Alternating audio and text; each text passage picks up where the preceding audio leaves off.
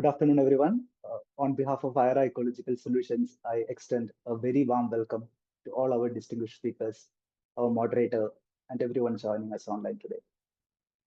Established in 2009, Iora is among India's leading nature finance implementation firms, delivering scalable nature-based solutions with a focus on strengthening ecosystems, economies, and communities. My name is Deepak CK, and I'm manager with Forestry and Biodiversity team at Iora. It is a pleasure to open today's Earth Day webinar. We gather today to mark Earth Day 2026, which is centered around the global theme, Our Planet, Our Power. In line with this, our webinar focuses on the theme, Restoring and Conserving Nature Together. The theme carries a clear and timely message that the responsibility and indeed the power to shape a sustainable future lies with all of us. At a time when ecosystems are facing increasing pressure from climate change, land degradation, and competing development priorities, it becomes critical to recognize that solutions must be collective, inclusive, and grounded in local realities.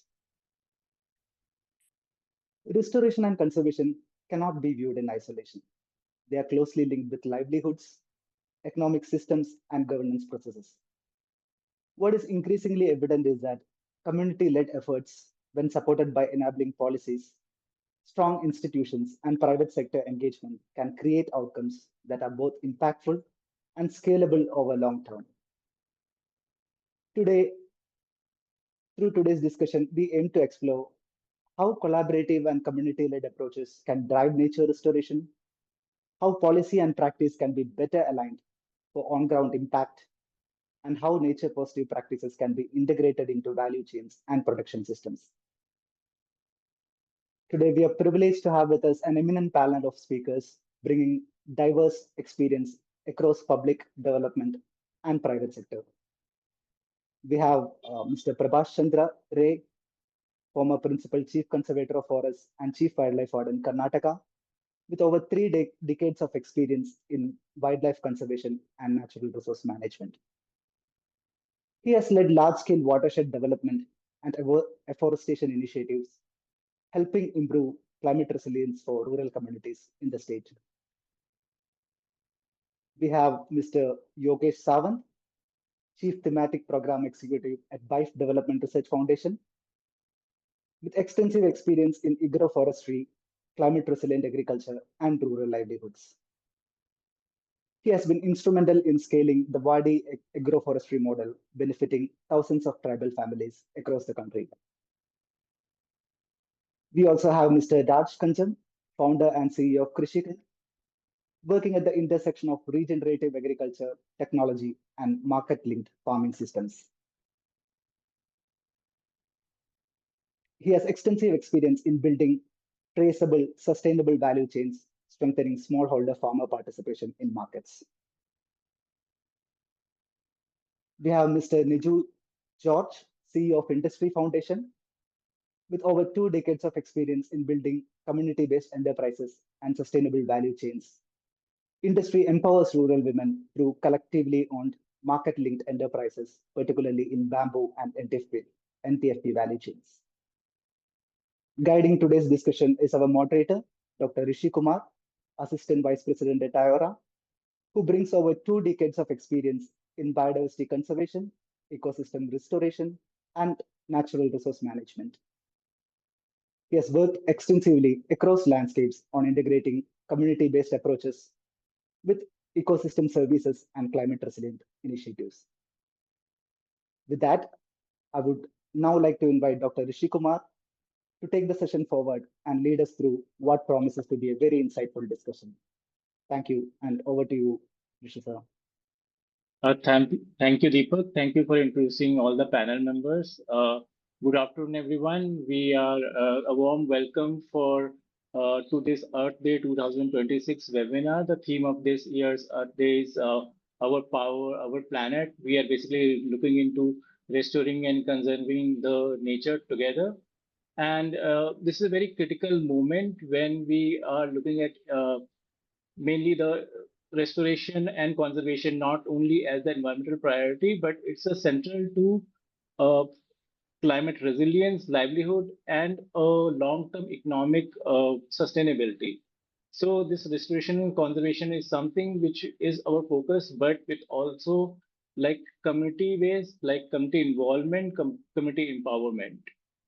What makes this discussion very special is also this is not just a discussion on like why we need to do restoration, but on how we can do the restoration, what are the groundworks required, how we can scale it up, and how it can be done based on across the landscape, across communities, across sectors, with community involvement and a bit more of empowerment in community, like decision making through community.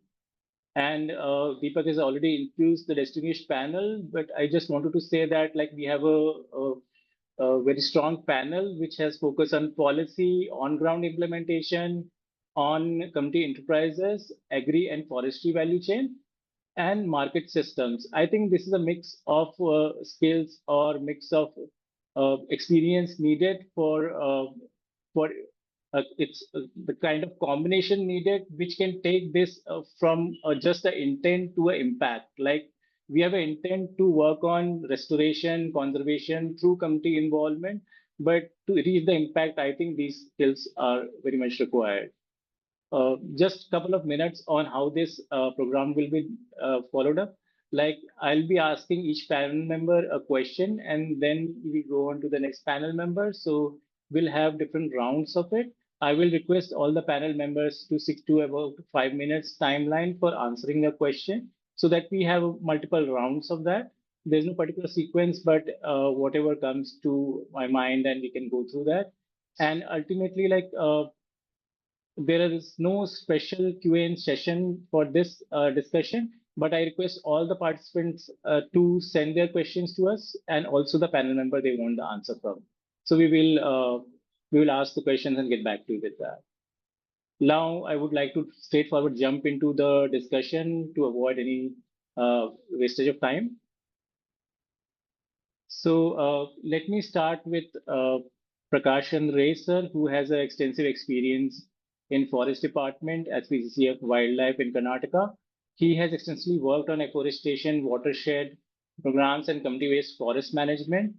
Sir, as you have led large-scale restoration and watershed programs, what specific intervention mechanism have been more effective in making communities as true co-managers? Like we are not looking at community involvement just like that, but we are looking at community uh, as they are involved to make decisions, and the process of decision making is something which is missing in most of our efforts.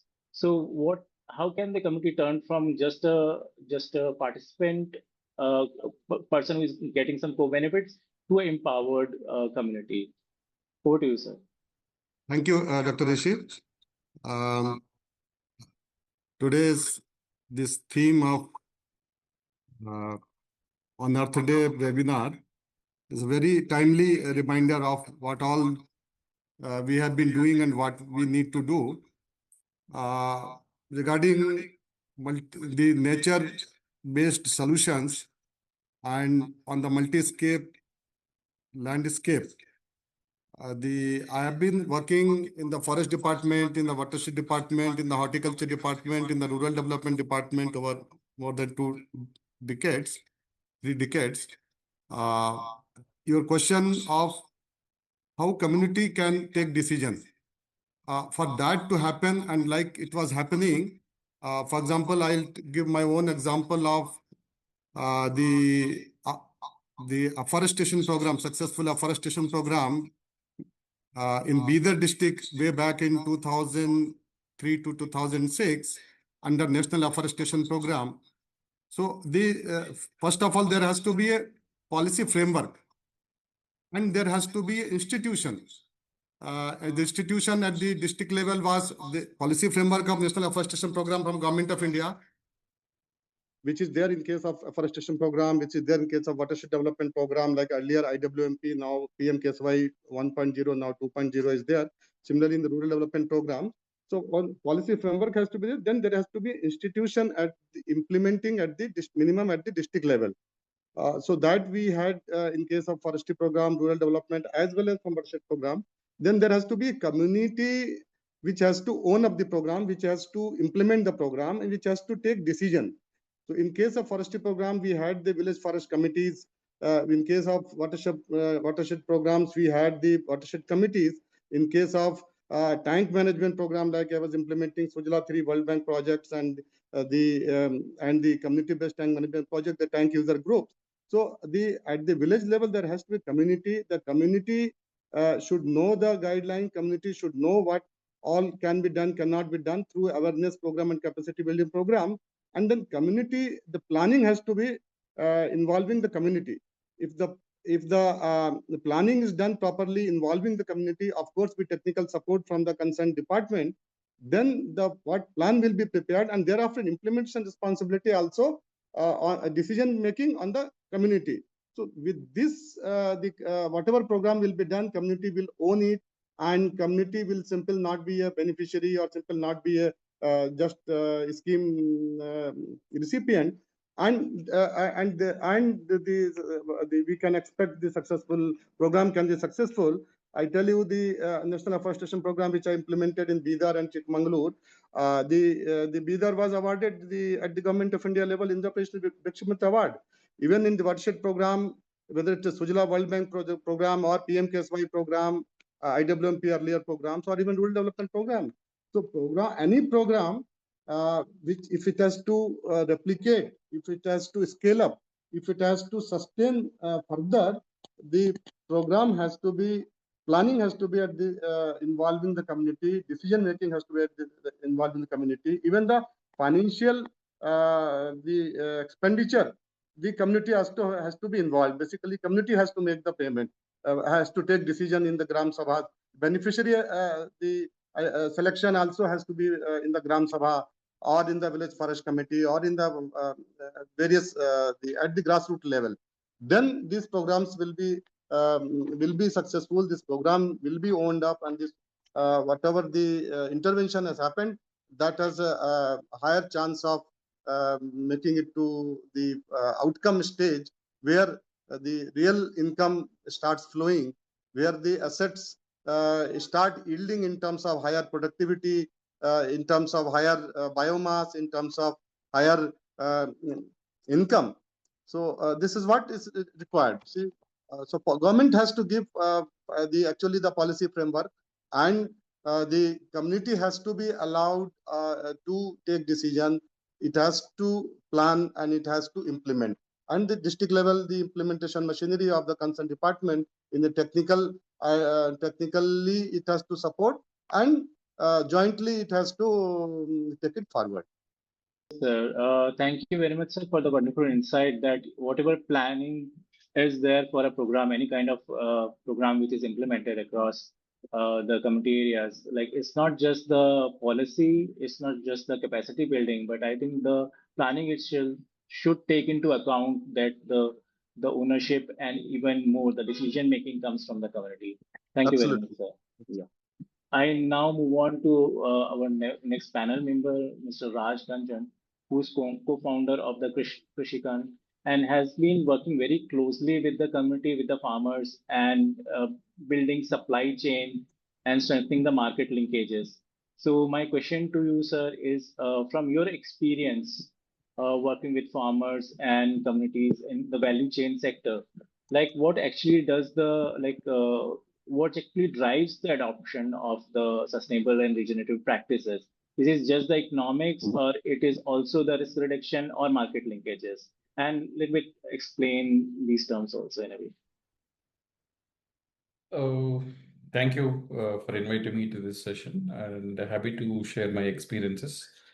And good afternoon to every panel member. So coming to the farmer engagement with respect to building sustainable supply chains and as well as like say sustainable market linkages, the primary thing is like say we are working in almost 5 states now, and then we are actually expanding into 2 more. We are in Krishikan is like 6 years old platform, and then we are building sustainable spice value chains and supply chains for the industry. We work with majorly work with farmers to make sure that they adopt the sustainable agricultural practices, and then like say whatever industry required today. The industry is failing on multiple fronts in the view of climate change. Climate change is not near, or people are talking about in many forums saying that it is almost coming. It's not coming, it's already arrived. So that's our experience in this case. Until unless we adopt the change and make our planning ready for it, we can't do much about it. Or like we are failing, we are continue to fail. Fail in terms of two major aspects. One is with respect to quality. Today, I can tell you from 2020 to 2025, the change in 5 years. Most of the spice farmers are spending on inputs has been doubled. Like so, to give you an example, in 2020, the chili farmers used to spend 1 lakh an acre. Today, they are spending about 2.5 lakh an acre. It is similar with turmeric. It is same with ginger, black pepper. You name it, it is happening. This is one of the primary reason is erratic rains and erratic soil conditions. Soil conditions being to say soil organic carbon as is at the lowest level, maybe in last 3.5 decades. We are experiencing one of the lowest cycles now. We are at 0.2, 0.3, 0.4, less than 0.5. We are not even at 10%, and we are expecting farmers to perform, our soils to perform as the way it is at more than 1 or more than like close to 5% of it. This is the major reason farmers, like say individual farmers, like say the era of individually, I can work only in my farm, I see benefits and all. The era is gone. Now we preach or we work with most of the farmer groups, SHGs, FPOs, Max, all these guys. We tell them saying that come collectively. Until unless you come collectively closure, we cannot solve the problem of sustainability. Being sustainable, you see, you need to be sustainable financially. Then only you can do everything. You will stick to farming and then you continue to do farming. So we teach that particular thing. And then over a period of time, we are also seeing they are coming forward and say that, sir, yes, sir, I understand what you are saying is already seen happening. And I want to adapt to the new way of doing things. And here there is one major factor when adopting is these guys having a myth of going towards conventional farming to organic farming or conventional farming to integrated pest management practices. It is a costly kind of a thing. We are breaking that norm, and then we are making sure that it is in line with whatever the expectations financially. We have designed the solutions for that, and then farmers also accepted it and then going steady on that. Second point, so previously farmers, most of the time, like maybe till few years back, farmers have taken one thing for granted is the soil and form. They think that, okay, I need to take care of only the plant, and if a plant is good, I get better yields.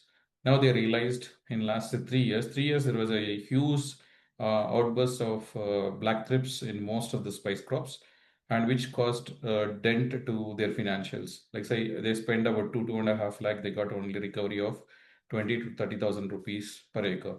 This caused them in terms of realizing what need to be done, how it need to be done. So in this particular aspect, they also look at like they are most of the Kisan credit card systems they are involved with are priority sector lending tools. They are using it more or less outdated kind of a thing. Now, new way of financing definitely they are looking for. And companies like Krishikan is consistently doing that particular portion, working with multiple NBFCs across India. And the once you design the solution for sustainability and you design the financial solutions which can adopt this particular sustainable solutions, the major thing, third point is they are looking for the market connect part of it. Market connect is definitely a challenge today in terms of two aspects. Market linkage is depends on picking up at the farm gate, and second gate price realization and payment back to the farmer. So most of the systems or most of the times, this is with the middlemen, or some people come 1 season, 2 season, they pick up the produce, They may pay to the farmers back, they may not pay. A lot of, even though like say systems are evolved, we are involved with a lot of digital payment systems, still there is a room for misdoings, and then people are like say, taking for granted. They don't pay to the farmers till next season arrives. A lot of things are there. Until unless the market linkages part is sustainably stitched to input cycle and agronomy, and then to the market linkages part. And industry is now realizing that if I want to see something like I want 1,000 metric ton of chili or 5,000 metric ton of coffee, I cannot go to the market, or I cannot go to the farmers like once during the harvest season and pick it up. That thinking is been like slowly fading out right now. AMCs are becoming like global centers. Anybody can come into AMCs, pick it up, unless like very few organized players come. We know, like say, which masala company come and pick up the spices, or which coffee processor come to markets and pick it up. These kind of myths are slowly disappearing, and slowly people are heading to farmers, large farmer groups. FPOs are coming as like say proxy AMCs. These are the changes are happening, and digital systems are also saying that where the farmer is and where the produce is available, people can go pick it up. All that is happening. In the change of this particular thing, one important factor is like, as I mentioned in the beginning, so sustainability, we need to drive it throughout the cycle. And these sustainable solutions need to be backed up by the right financial solutions.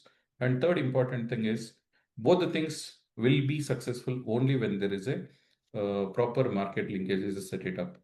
That's where, like, say, not only Krishikan, these are the model need to be adopted for every crop. We are in spices right now, spices and coffee.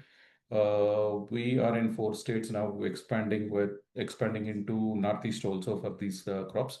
But there are so many things. Like, say, we have paddy value chain, we have wheat value chain, soya. Every crop itself is like $1 to $2 billion industry kind of a thing. Unless we do the things vertically you need to integrate. Like say I work with the farmer at sowing, I go with the transplantation, I work with the farmer like throughout the life cycle of the crop, then I pick it up, I connect. This way you build the traceability, like where the farmer is there and where the product is being produced, which is all getting into good agricultural practices, global standards in being built. And then you can demand extra perks for the produce that is being coming out. So during this particular thing, everybody will be benefited, and sustainability will be driven into the farms directly. And important thing is the one new buzzword, like say last 3-4 years, people are talking about carbon credits. That regeneration is like you can do it a little more ease. And to make this happen, you can definitely not work with 1 or 2 farmers. You need to work in groups and collectively. We have seen this collectively, like the farmers achieving success in Prakasham district of Andhra Pradesh. We have seen it in Kurnool district. We have seen in Kancham district of Telangana. We have seen it in Chamarajanagar, Ballari in Karnataka, and even coffee value chains in Coorg and all. So these are the places. And consistently, one thing when you go to the farmer or farmer group, sir, are you ready to buy my produce? And then I'll join you as a team. We can work together.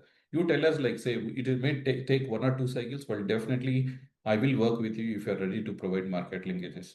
Market linkages is definitely need of the hour. And at the same time, looking at, like, say, fixing the each and every block of sustainability and soil health and regeneration, carbon credits, and quality and quantity for consumers like us actually. We are all eating whatever they're producing it. Some places it was when we started, we have seen practices like we cannot even eat it, like it goes for animal feed kind of a situations also we have come across. But definitely things are improving. People are recognizing the need of doing things better. Thank you. Thank you very much, sir, for focusing us on why all the economics, risk reduction, and even the market access, which is the major point. I think you were making that market is the major one, and linked with the technology, how sustainability can drive this regenerative practices. Thank you very much, sir, on that note. Now we move on to a similar sector again, looking at agroforestry value chains. And in this, I would like to ask Mr. Yogesh Sawant, who has been working in the BAIF on agroforestry and watershed development, and particularly on livelihood-based restoration models. So, sir, my question, like what carrying on from what Raj Kancham sir was saying, that from your own experience, what are the known negotiables in defining agroforestry or restoration system that ensures long-term community partnerships? Like when you go out and build up these chains, agro value chain, or even forest-related value chains. So when you deal with the communities, what are the major non-negotiable things that you keep so that these are scaled up? Yes, thank you, Rishiji. So very well, as the earlier panelists have indicated, so we have been working on various approaches at BAIF for the past 50 years, and mainly with the agroforestry based system that is popularly known as the Wadi system, which is an agri-hortiforestry system, especially designed for small and marginal farmers. So this system integrates what the earlier panelists have indicated, like it has to be community focused, it has to involve the community in the planning, it has to introduce initiatives that will improvise or mitigate certain climate related risks, as well as improve the land resources that they have. And also it is not just farm level production, but it also focuses on the market related value chains. And that is why the Wadi program has been scaled up extensively. So basically, just to briefly mention, the Wadi program integrates various tree species, mainly a combination of fruit and forestry tree species. These are integrated on small farmlands with certain intercrops, which usually are focused on improving the soil qualities, like mainly focusing on legume-based crops. So that is how it has been developed, and the core concept and the design has been developed with the community, and that is the biggest strength, that the initial conceptualization was with the community. Wherever we go to newer areas, we involve the community in designing the model, although the structure is almost similar, but the key components like which tree species, which markets, which intercrops, which forestry species, this is decided along with the community, and understanding the market potential of that particular region, as well as the agroclimatic conditions of the region. So that is the key driver of the success of the Wadi program, and that is why today we have been able to scale it up with almost 2.4 lakh families in 12 states of the country, and almost 96,000 hectares of land has been brought under this agroforestry system. And all these farmers are also integrated into farmer producer organizations. So when we talk about small and marginal farmers, in order to take up certain thing like an agroforestry, we all know that there is a gestation period when it comes to tree plantation. And whereas the smallholder farmers are pressed or hard pressed for short term livelihood requirements. So while we integrate trees into the farming system, we also devise a system that there should be a short gestation livelihood income source also that can flow into it, and that happens through a intervention like a small plot vegetable cultivation or a multi-level vegetable cultivation plot, or in some places we have done small plot floriculture cultivation, or in certain places it is fishery based or NTFP based initiative. So it's a combination of short gestation livelihood that comes through these small plot interventions, the medium gestation that comes through the fruit trees that are planted within 3 to 4 years, the fruit trees start producing. And along with that, we have medium and long gestation, high value timber species planted. So that acts as a hedging mechanism to the farmers. So wherever there is a financial risk or financial crunch to the families, they can always rely upon the long term, high value timber species. So that builds an entire mechanism which fetches livelihoods, income to the families, as well as gives an hedging for a long-term risk mitigation strategy for the families. And most importantly, as one of our co-panelists said, like the market linkages is also very crucial. And while doing all this, we also work on improving the soil resources. That is done through a lot set of measures that are integrated, like soil improve soil conservation measures, as well as biomass recycling measures that helps in improving the soil and land resources. So what we have seen is whatever was a very low producing asset or land for the farmers, now it has become a high value asset for the farmer, which generates year round income source to the farmers. And when it comes to the produce, usually the farmers are left at the market's hands to face all the risks. But here, what we do is, whenever we go with this Wadi approach, we go with a community-based approach, wherein in a cluster we work with almost 1,000 to 10,000 families who work on their own farms, and whatever produce comes out of that, the farmers are organized into farmer producer organizations, and these farmer producer organizations undertake the aggregation, value addition, and processing of this produce, which ensures that the farmers get the right reasonable price for the produce, and also there is value addition, and also there is job generation at the village level. And so what we have seen is there is a lot of backward and forward integration of value chains, which generates a lot of local level employment or secondary agriculture based non-farm livelihoods that have been generated through these systems. And that is how it has been scaled up. And eventually, it is also contributing to carbon sequestration, land restoration, and lately we have been also linking these farmers through the carbon markets so that they can benefit from the carbon credits also. So the crux lies in the integration of all these approaches, which actually ensures that there's community level acceptance and scaling up of the model. Thank you, Yogesh ji, for giving us a peek into the Wadi model of BAIF. Basically, we got to know a lot more about how we can integrate a full system where different components can be integrated into a single system. And also the non-negotiable part where community involvement, or more than community involvement, is the community decision making is the major part of the system. I think for long-term sustenance or of any activity or of any project, I think the community ownership should come in, and where the community involvement and decision making is the major step. So that we have to go beyond just the involvement to a decision making step. Then only I think the ownership will come, and we need a more integrated system. Thank you for giving us a peek on these systems. Yeah, thanks a lot.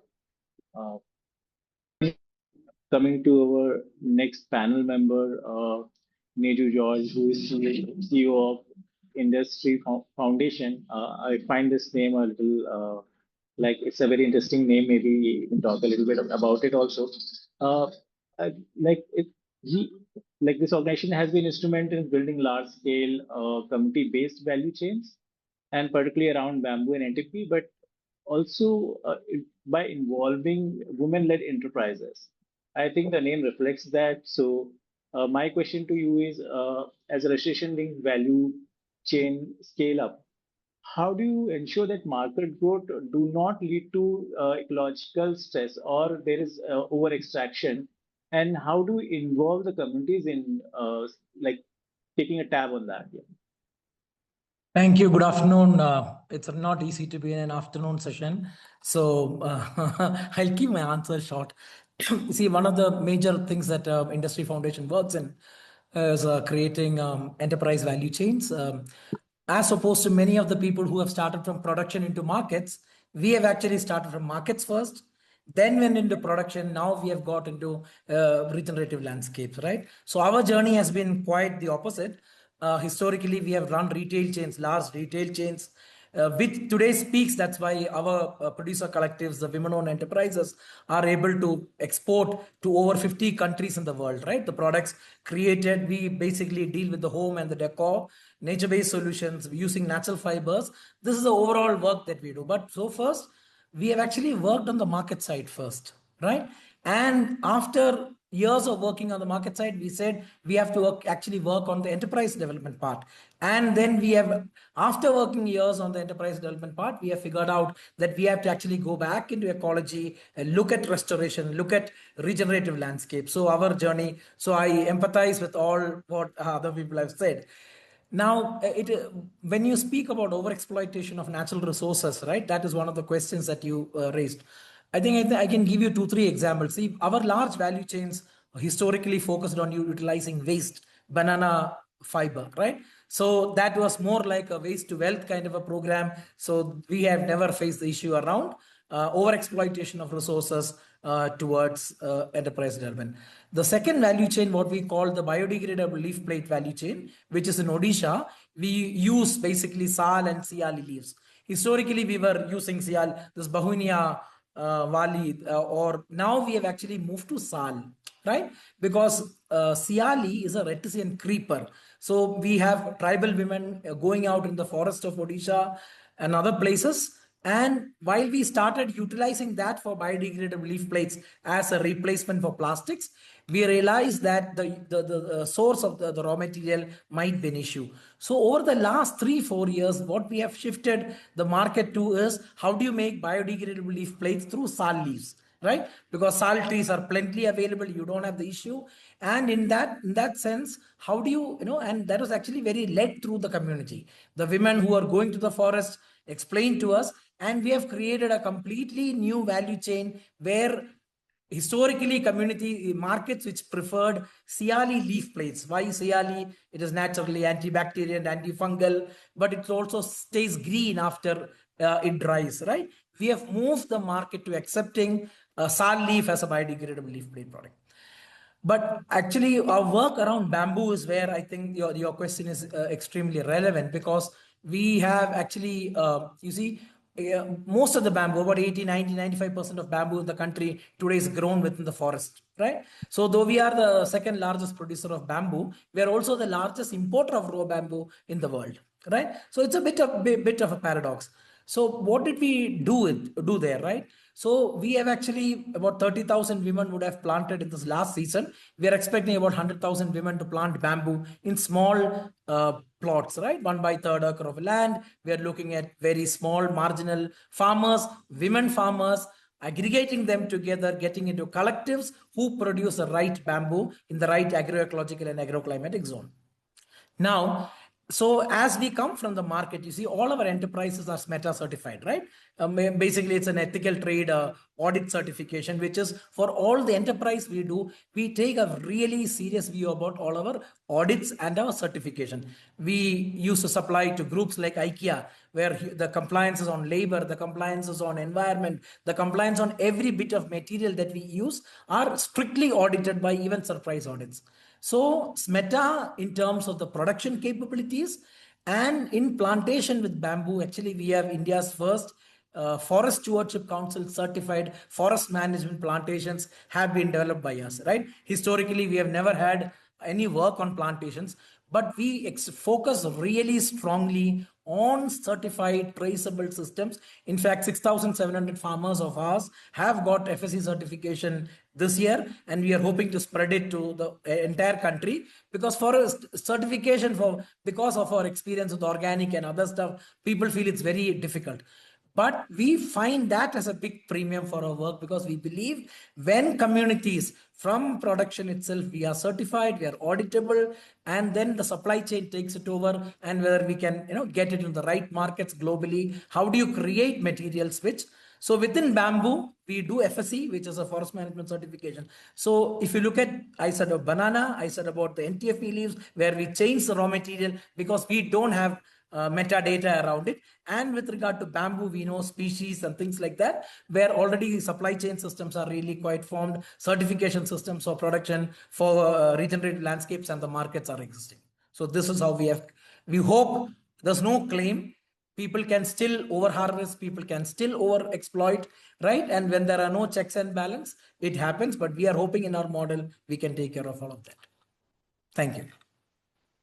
Thank you very much, sir. It was quite refreshing to know that new value chain or a supply chain can be made. For example, your plates model, where you moved on from CLE to sal leaves. It's very interesting to know about it, and also involvement of women, uh, in more of a decision-making system also, where you listen to their insights and change the system also. So I think this is something which we have to look into when we go into a system where we have to look at the extraction pressures also and move to a something much more renewable source rather than sticking to something Absolutely. which is getting exhausted. I think very, very good perspective, sir. Thank you very much, sir. So we now move on to second set of questions, and I would like to start with Prabhash sir again. And this time, this is on like in your sir, in your programs like watershed development and river rejuvenation. What lessons you have learned about sustaining community engagement beyond project cycles? So most of the forest department projects or government projects that you see are project based. So once a project completes, a new one comes in, but there is a lag in between, and then people drop off from there. So what do you think? How can this can be sustained? This community engagement can sustain? This question is very actually very difficult. The most of the, whether it is a afforestation program or watershed development program or rural development program or tank management program, all the land-based programs, programs which are sponsored by the government funding.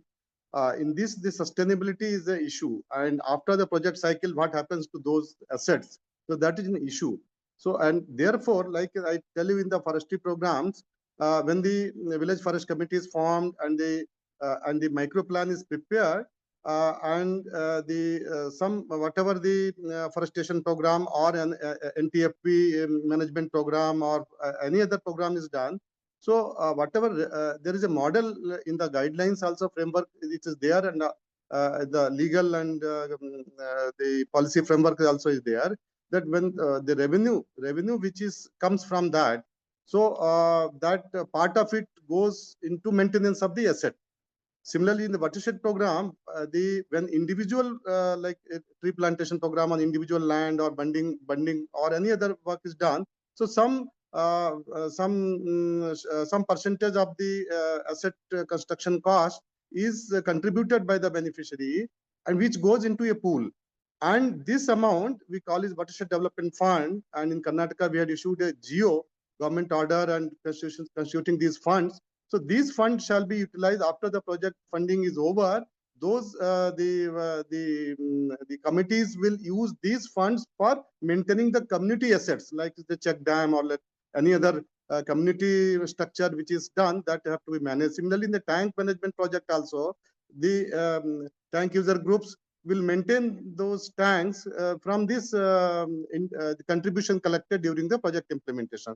So this is one important thing. Secondly, like in case of the river rejuvenation programs, which I did, of course, it's not a government funded program, but we incorporated into the government program. So Art of Living, Dr. Lingaraj, and they were taking up the river rejuvenation program with limited CSR fund. And then from the rural development employment guarantee program, I channelized them. So there, the sustenance, it depends on the creation of a volunteer cadre who will drive the program and who will also sustain the program after the program is done. So that is done by through kind of the training program, training of those volunteers who will, while youth leadership programs, and who will come into the seva mode from the pure the voluntary seva mode. They will come and then they will own up and they will continue. So in this requirement of the mechanism has to be there. Some funding has to be created during the implementation, or after the implementation, some income has to come. Then only that village level community will sustain. And if this fund is also available, this activity of further maintenance will happen. So this is what is required. Thank you, sir, for the two aspects of having a maintenance fund and also a volunteer group. Yeah. So that Yeah. will take care of a large part of it, but still, like one of the major assets are the people. So Yeah. anything specially done on the people here, like staff who not the permanent staff, but the other kind of people who have already worked on these projects. So something on their needs, social needs and all. built into the projects? Yes, definitely. Particularly, I tell you about watershed programs. There is a inherent in the structure of the watershed management program is there, where a quite lengthy and quite a comprehensive process of the community awareness, community training, community groups are to be constituted, and their capacity has to be built, and then like for landless, different kind of thing, for women, different kind of thing, for landed people, different kind of thing. So they're very well structured, including in the PMKSY 2.0, even this market linkages and the FPO concept, and how that the value chain will be shortened, how marketing after the capacity of the land is improved, how the production improves, how the marketing tie-up will happen. Even that is done.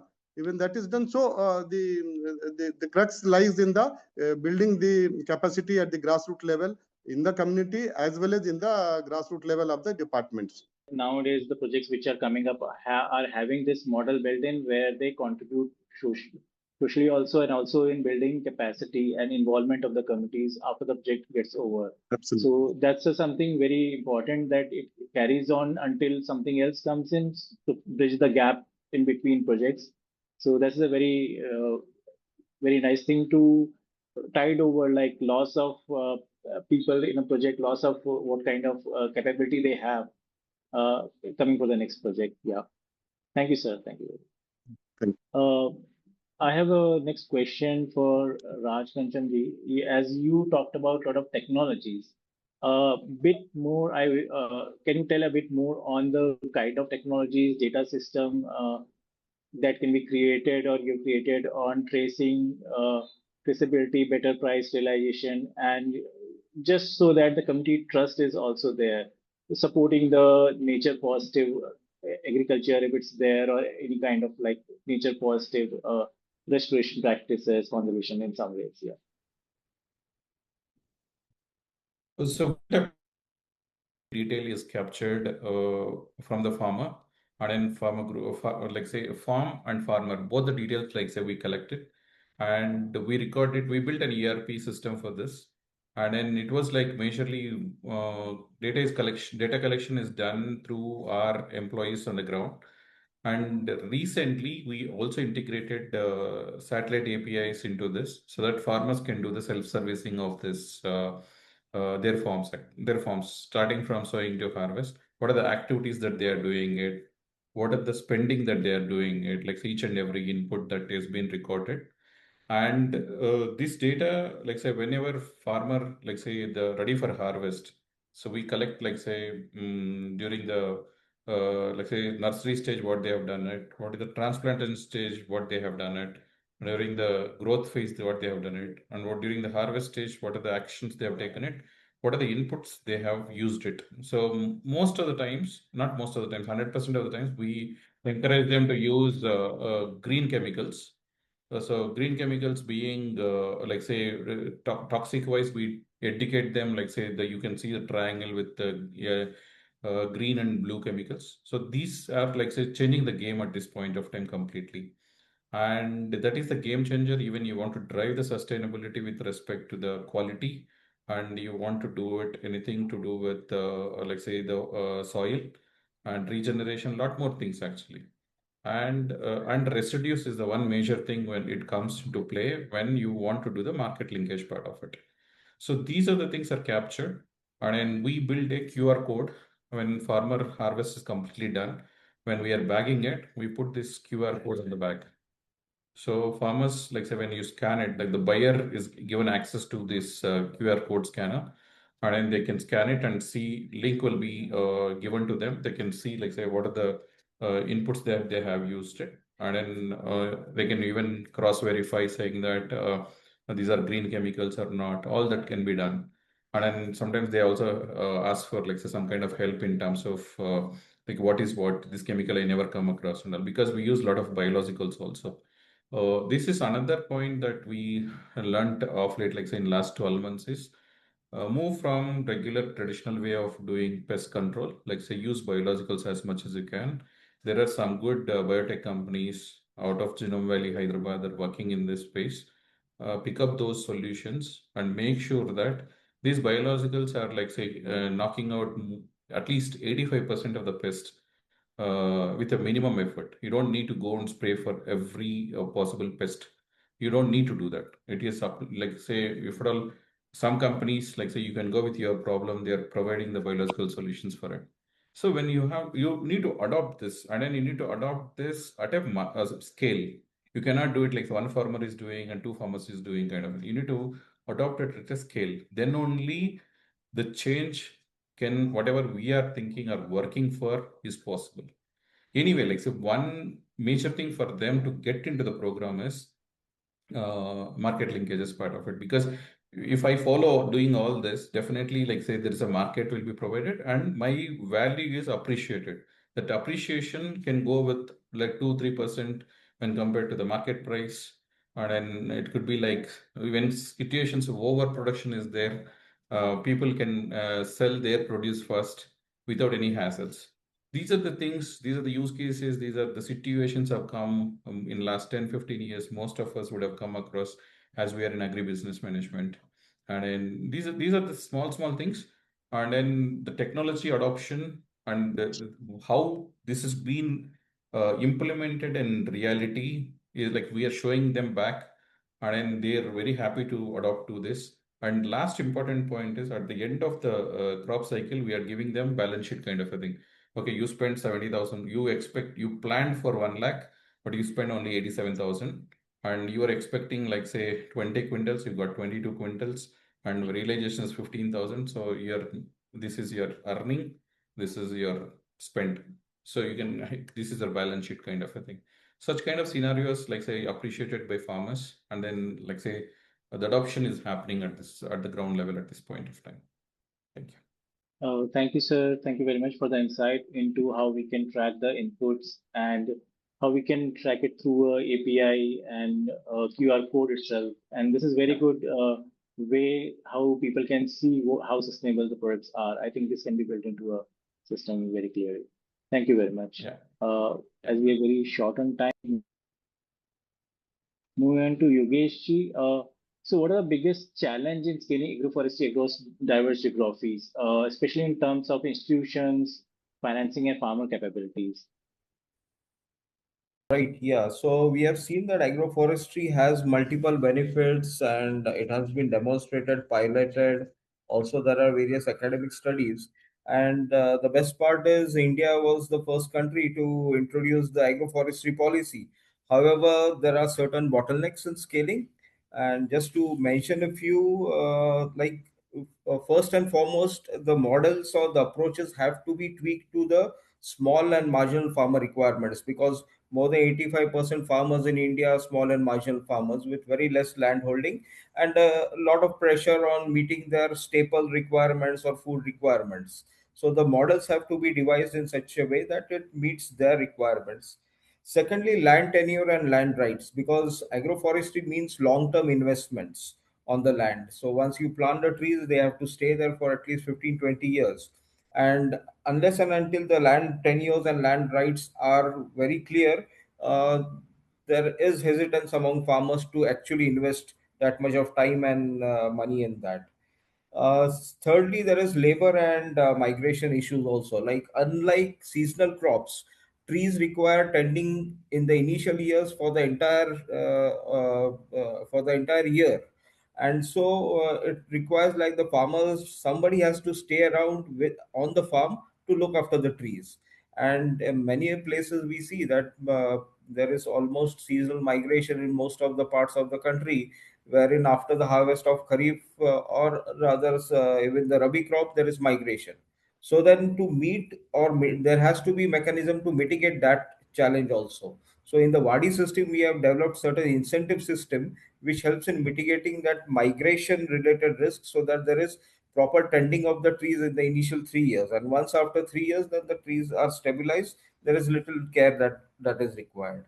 So this is regarding with the farmers, but with the overall environment, to focus on promoting agroforestry, there are certain challenges. One is proper extension networks. So there has to be, because with farmers entering into tree-based farming, there is a lot of hand-holding and training and capacity building that is required. So although ICR has developed various systems and approaches and training materials, but the last mile delivery of that training and capacity building is a major challenge. And BAIF and BAIF like organizations, through support from NABARD and others, we are playing a crucial role in that.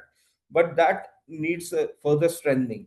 Today, whatever extension mechanism is available, it is mainly focused on seasonal crops, single crop. But when we talk about agroforestry, it has diverse multiple crops in the same system, including trees and also short duration crops. So that kind of extension system or mechanism or capacity is required. Thirdly, also there is we observe that availability of quality input materials like quality plants, quality saplings, also the desired varieties of species. So that is also lacking. So there is a need for developing that infrastructure for proper supply of inputs, and along with that, moving from chemical based to more of organic based, so that organic input supply chain also is essential to be built, and that can also generate a lot of rural employment who can get engaged into producing those organic inputs, those botanical inputs that go as an input instead of chemical or synthetic inputs. So that is one of the key challenge that people face.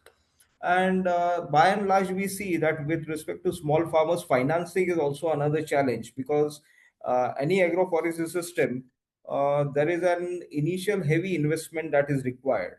And at present, the credit mechanism doesn't favor the small farmers to actually get into that kind of investment or that kind of credit, because the gestation is also longer, the initial investment is high. So that kind of credit mechanism or that financing mechanism needs to be developed. Another area of a challenge that we can see is the weak value chain or volatile value chain, especially with respect to fruits where the perishability is high.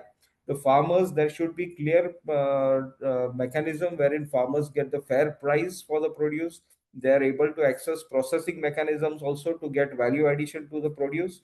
And when it comes to timbers and non-timber forest produce, again there are a lot of barriers with respect to transit and permits that is there, and it varies from region to region. So there is need for a national level equal uh, legal system to deal with that also, so that farmers can are motivated to go in for timber and non-timber forest produce also. So that is one of the hurdle why farmers are apprehensive of going for tree timber plantations. So that is another area that requires improvement. And one single point that I would like to hint that is very crucial, I feel. Today, when we talk about agroforestry, if we look at the governance, it is quite fragmented. Because when we talk about agroforestry, it deals with agriculture, it deals with forests, it deals with rural development, and there is no single ministry or department mechanism that deals with agroforestry systems as such. So it is usually like each department working in silos. So if we can have a national level consortium of that deals with agroforestry systems as a whole, then that will help in actually propelling and really achieving the goals of the agroforestry policy of the country. And not just that, but it will also help in improving the natural resources, it will help in improving livelihoods of the farmers, and also it can be a huge contributor to meet the NDC goals also of the country. Yeah. Thank you. Thank you, Yogesh. I think I have kept some of the things like challenges in a later stage, but you've already listed out a lot of challenges that especially agroforestry system faces, and some of your take on how you have dealt with it. Thank you very much. Now, moving on to my next question to Mr. Neju George. What role does the collective ownership play in ensuring both equitable benefit sharing and sustainability of resources?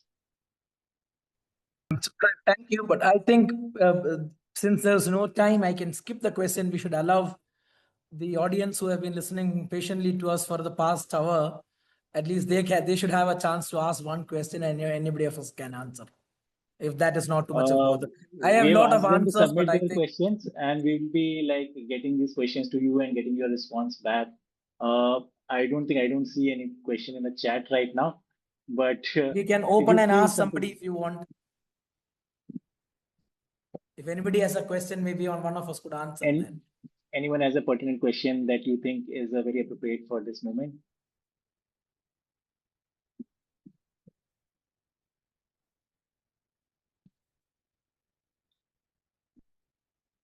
I think we'll get the questions from all the participants and to all the speakers, and we will get their responses back to them also. So No, I will just shortly answer the question. I'm sure everybody is worried about their time. You see, in collectives, there's a much more better chance to be equitable about ownership, right? About income. I keep on saying about 15, 18 years ago, we used to work in an entrepreneur model where there are workers also. Over a period of time, we worked with entrepreneurs and we understood that the entrepreneurs were getting rich, but the workers who were working with them were not getting the benefits at that time, right? The wages were not paid on time, they were getting less wages, and the entrepreneurs were skimming of the profits. And that is one major reason why industry moved from an entrepreneur-led model to a collective model, so that we could actually have traceability with regard to the wages of what the women were earning, the men were earning, and all together. And so our boss, the founder, Neelam Chibba, would always say, I am not working to make some traders rich, right? So historically, we have held that our work is not to make intermediaries rich, but people who are in production, people who work with their hands, who are on the ground, how is it that the maximum benefits can be shared with them? And for that, we believe the best model is collective ownership. Thank you. Thank you very much, sir. This is very I think a lot of entrepreneurs are there which are utilizing the agri system, but I think the moving from entrepreneur-led to a collective-led system is emphasized quite well. And it came out also in earlier discussion, that the model for a restoration and conservation oriented or nature positive system needs to be a collective oriented rather than an entrepreneur-led system. And a lot of examples are also put forward by the different panel members. So thank you very much, sir. That was very valuable insights that we got on how committee can be involved or taken up to a next level where they take decisions, not just be part of the process, part of any project, but they take a decision which is also lead to a particular kind of market-driven approach. So we heard about the system where from one of the tree species you went on to a different tree species because it's much more sustainable. And similarly, in other systems, that there are a lot of challenges, and the whole discussion today talked very clearly about that restoration and conservation is not a single intervention. There are various parts to it, and how does planning play a major role in doing it? Like each system has to involve or should be made up of various parts to it, where a continuity is maintained, sustainability is maintained, and how committee ownership is very important. Committee direction is also very important. How we can make that up into any system which utilizes either agriculture or forest-led value chain, and how on-ground implementation can be scaled up. So I thank the panel members for a very healthy discussion. And on this role, so for today's webinar, where we look at the Earth Day and we think about the power and the planet, the power is mainly the kind of communities we are talking about. So this webinar did about how community can be focus of the work when we talk about restoration and conservation. And I think I feel like all of you has contributed quite well into explaining the major areas where this can be done and how it can be done, how it can be scaled up. So we will be getting back to you again with questions from participants, and also for looking up to you for some of the questions that we might have, like on these aspects, so we can develop a integrated system which takes or scales up the restoration and conservation through community. Thank you very much to all the panel member and participants. Yeah. Thank you so much. Yes, thank you. And hoping for a very meaningful Earth Day to all of you. Thanks. Yes, thank you. Thank you.